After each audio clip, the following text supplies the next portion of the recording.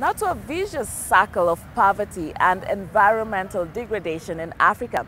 People rely on firewood to cook, and to get that firewood, trees have to be cut down. All too often, there are no alternative sources of fuel. Where the alternatives are there, they are often quite expensive, Sharon. A company in Cameroon has found a way to tackle the problem. Guess what? It's encouraging small businesses and even schools to switch to biogas by helping them install biogas plants and, even more importantly, teaching them how to make the most of the technology.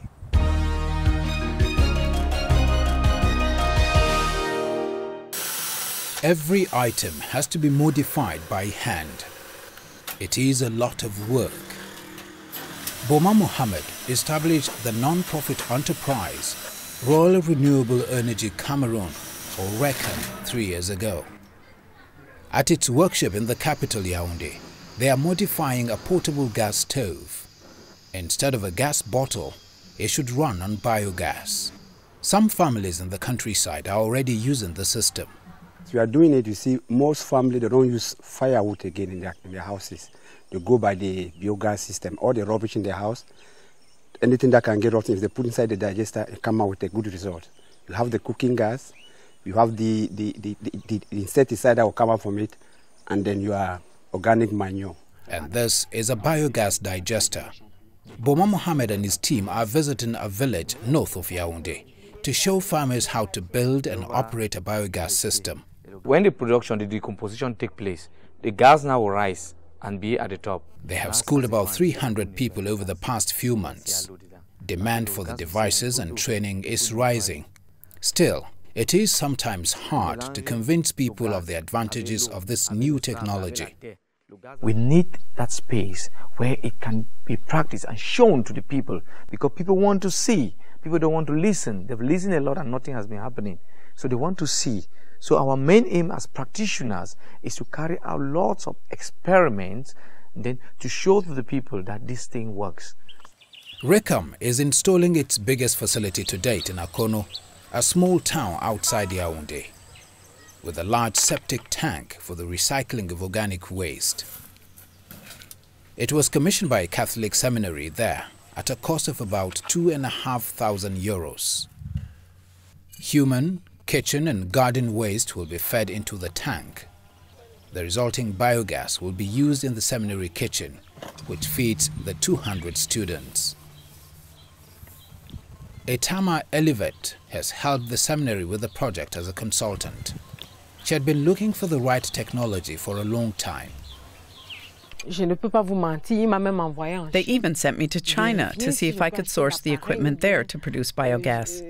Then we discovered that there was already an enterprise in Cameroon itself that makes what we need. So we ordered it through RECAM. RECAM has already installed a number of biogas systems, both portable and fixed.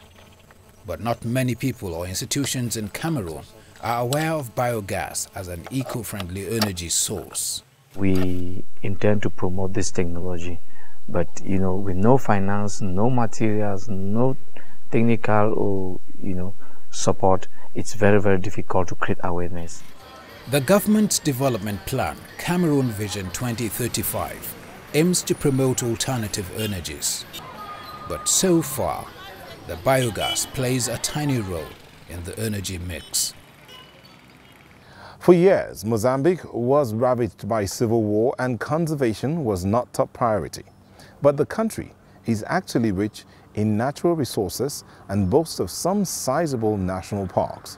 A delegation of German scientists is now working with African partners to breathe new life into the Bernheim National Park in southern Mozambique and make it more attractive for the tourists. Let's see how much of achievements they've made.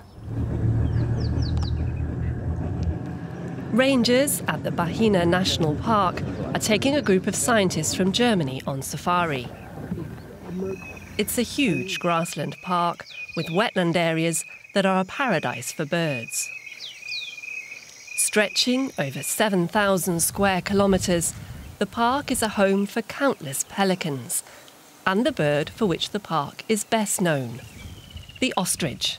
They're the only ostriches in Mozambique. The group has found something else of interest. This is an elephant corridor.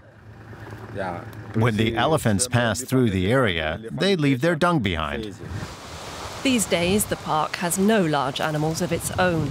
Lions, buffaloes and rhinos were driven away, first by the Civil War, then by poachers.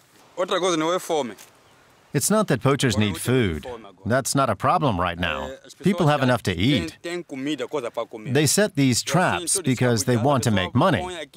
The park has been a protected area for more than 40 years. There are stiff penalties for poachers, but illegal killing of animals remains a problem. It disrupts the ecosystem in the reserve.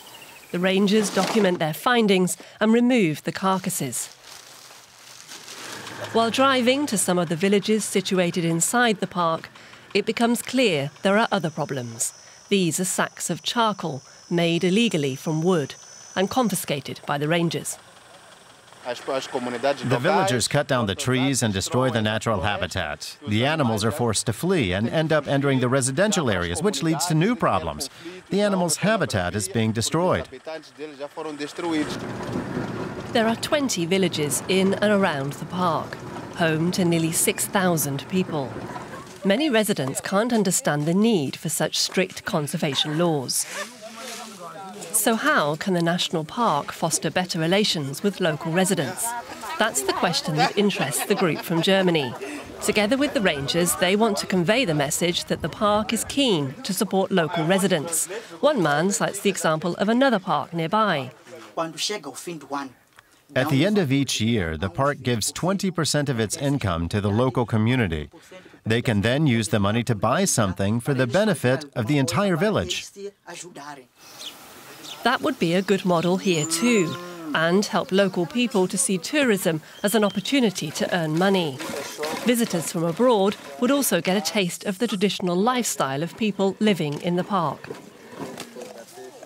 This family profited from the German group and enjoyed the encounter too.